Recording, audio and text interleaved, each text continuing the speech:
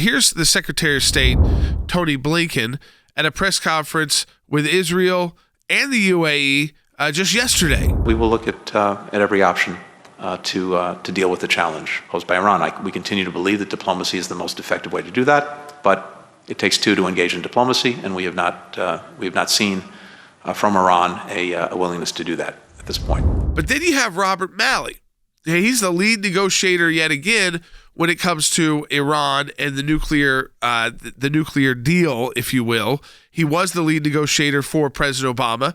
This is a very different statement he made the same day as Tony Blinken yesterday. We have to prepare for a world, which we're doing now in consultation with our partners from the region. Again, I'm sure we'll talk more about that, about a world where Iran doesn't have constraints on its nuclear program, and we have to consider options to dealing with that, which is what we're doing, even as we hope that we can get back to the deal. That is by far our preference.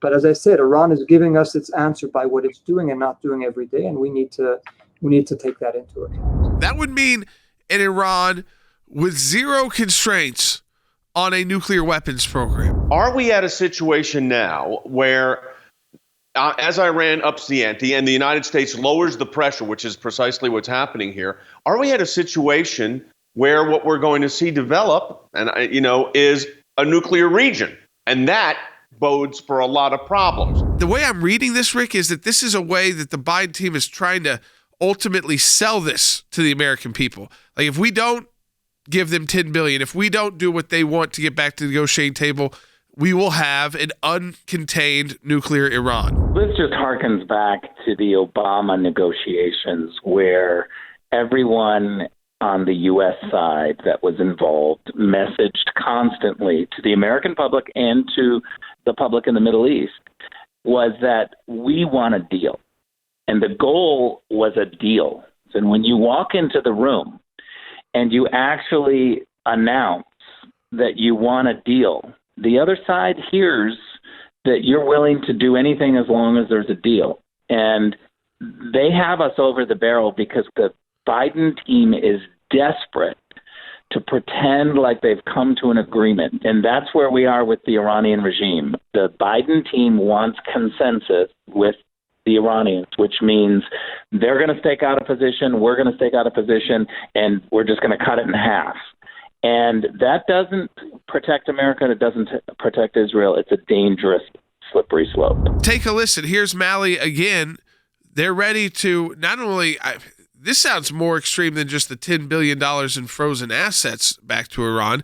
Take a listen to what they're willing to do to get back to the negotiating table. We are prepared to remove all of the sanctions that were imposed by the Trump administration that were inconsistent with the deal, and therefore we could get back to the business that we should have been on. Remove all the sanctions that are inconsistent with the deal, influx of cash to the Iranians, which is what we know they want. This idea that, there's going to be an unconstrained nuclear Iran is the scare tactic, and then when you actually listen, they've got their plan. When you say unrestricted, what does that end up meaning? I mean, does that mean that Iran is going to be in a situation where we know they're going to, listen, under the JCPOA, they build an Iranian nuclear arsenal at some point? Look at the conflicting comments.